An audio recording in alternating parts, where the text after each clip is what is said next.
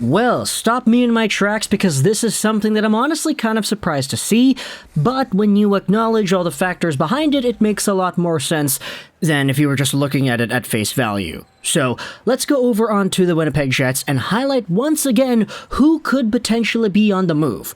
This is a team that is going to have themselves some conversations about players they need to resign. There are some pretty notable names that will need to come back for next season. Of course, Pierre-Luc Dubois is the big one, who is an RFA. But aside from that, there have been a lot of conversations going around about the Winnipeg Jets and names that might potentially be on the block. We've made videos in the past talking about guys like Mark Scheifele, for example. You've had discussions going on about Kyle Connor, a very underrated goal scorer whose $7.1 million cap hit might be in a position to be expendable, who really knows. The Winnipeg Jets are a team that you could debate does need a change in direction, but a lot of that direction should be, at least, provided by the captain. You have yourselves a Blake Wheeler who is sitting up the top of the mountain, he's got the C on his jersey, he's 35 years old, and he's making $8.25 million a season until the end of 2024. Now, Blake Wheeler has been around for a long time, initially being drafted by Arizona in 2004. I almost said Boston, but no, he was not drafted by Boston. He made his way over to Boston after refusing to sign with the Arizona Coyotes. Eventually, though, making his way over to the Atlanta Thrashers and the Winnipeg Jets, Blake Wheeler became the mainstay guy for this team. Multiple 90-point years, back-to-back 70-point years, and he had 60 points in 65 games this recent season. He certainly isn't a bad hockey player per se, but when it comes to the leadership body that this team provides, plus the fact that you had some controversies with Patrik Laine, etc., Pierre-Luc Dubois, locker room stuff, whatever, there's a conversation to have about Blake Wheeler and his entire position in the Winnipeg Jets locker room as well. That's not necessarily why we have ourselves this article that was published recently, but it could be considered a factor. This is what Frank Seravalli wrote on his latest trade targets board from yesterday. The Winnipeg Jets captain Blake Wheeler has now debuted on the board. If you go over to the third overall name, which is actually really high for a brand new name on this list, it is indeed 35-year-old Blake Wheeler. Here's the scoop as to what Seravalli is saying about the Jets captain. Sources say the Jets have begun to explore the market and engage with teams of the possibility of moving Wheeler, the franchise stalwart and last remaining holdover from the Atlanta Thrasher days. Wheeler has complete control over his destination until July 1st, when his full no-move clause converts into a 5-team list to which he would accept a trade. The early sense is that Wheeler may be willing to consider a proposed destination that is also not on his list, if it's a proper fit for his family and career. Will his cap hit provide difficult to move? Maybe not. Wheeler could be the missing piece for a contending team as a point-per-game, play-driving winger with size and heart. Now, that money is a lot of money. $8.25 million a year for a guy who is 35. Sure, he produces points, but the money is still money. And you could use that money to re-sign Pierre-Luc Dubois and ensure that he does come back to your squad. For Blake Wheeler, though, this is a pretty interesting conversation when you acknowledge that, yes, the Winnipeg Jets are probably in a position where if you're not going to lose out on a Wheeler, you might lose out on a Dubois, you might lose out on some other valuable pieces in free agency. Therefore, it wouldn't be too out there to say that the Jets' window for contention arguably is not now. But it is kind of unfortunate to acknowledge that, yeah, no, that window was there earlier. They did have an opportunity or 2 or 3 to actually contend and make some damage. Of course, you have the Stanley Cup bubble in 2020 where the Flames beat the Jets in the play-in series. You had 2021 where the Jets swept the Oilers, and that was really great, only to get swept by Montreal the next round. You had a season in 2021-2022 where Paul Maurice all of a sudden jumped ship after a series of bad losses and inconsistencies.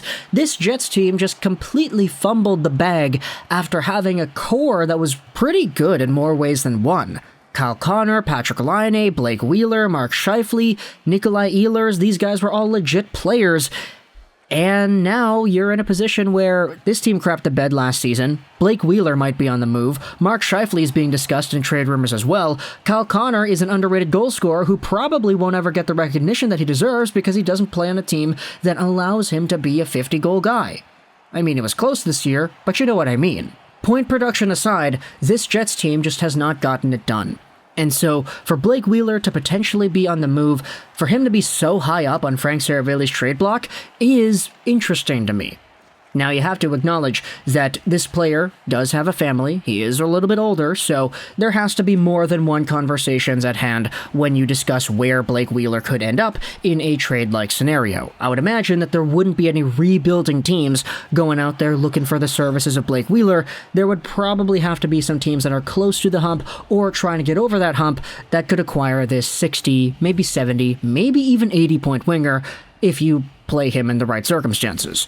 It's also a matter of what the Winnipeg Jets could get back, which I'm honestly not too sure would be a lot, considering the fact that Blake Wheeler's contract is going to be so difficult to move that I'm really uncertain as to how much value the Jets are going to be really getting back if they trade Blake Wheeler to any of these teams. Just the fact that you're freeing up $8.25 million a year for the next 2 seasons is huge, and it would solidify you getting Pierre-Luc Dubois back.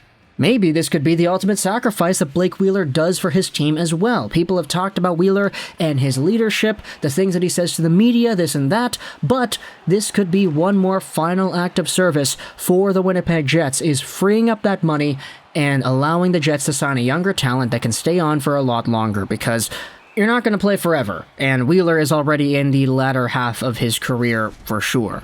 However, I have seen some other people talking about the idea of Mark Scheifele staying over Blake Wheeler going, because we've chronicled this before on the channel, but Mark Scheifele has not had the best season either, and if you give Scheifele the keys to the car and you say, hey, you're the guy that we want to see leading this ship now, I've seen some people concerned about the message that overall transaction would serve, because I think a lot of people can agree that Blake Wheeler plays a lot more of an honest game than Mark Scheifele does, especially from Mark Scheifele's overall level of talent away from the puck this most recent year. It wasn't really all too good of a season for him despite the point production he was able to put up. And so this conversation gets a little bit more convoluted as to whether or not you should trade Wheeler, if you should trade somebody else instead, if the money and freeing that up is more important than the message itself and the longevity that Wheeler has had with the team. There are a lot of conversations that you can go out there and have, so you can let me know in the comments all your thoughts about this. But of course, this is, at the end of the day, just very preliminary. This is the first time we've been seeing Blake Wheeler's name pop up in any trade discussions, and it happens to be in the 3rd overall spot of Frank Seravalli's trade board on dailyfaceoff.com. Of course, the link will be in the description if you want to go ahead and read the rest of the list, because there are a lot of other names that are included here with detailed reports on their entire situations over there. But for Blake Wheeler, as Frank Seravalli said, even though it might be difficult to move that money, who knows if he would be the missing piece for a contending team. Talk to me in the comments the future of Blake Wheeler. If you're a fan of any other team, let me know as well. Would you want to acquire Blake Wheeler for your own hockey team? And if so, what is the price you would be willing to pay? Because this guy is expensive, it's a little bit unsavory to think about. But because this guy is also old, it's not really like you're going to have to re-sign him for an extended amount of time and give him a lot of money afterwards. It's mostly going to be a short-term thing, I would feel. Furthermore, Jets fans, what is your opinion on what Wheeler should get you back? If you do trade this guy with no salary retained, are you even getting a whole bunch of assets back because that contract in itself is already seen as a negative? There are a lot of ways to go about it, so I want you to tell me in the comments all your thoughts about Wheeler and the trade scenario. I hope you enjoyed this video, and bye.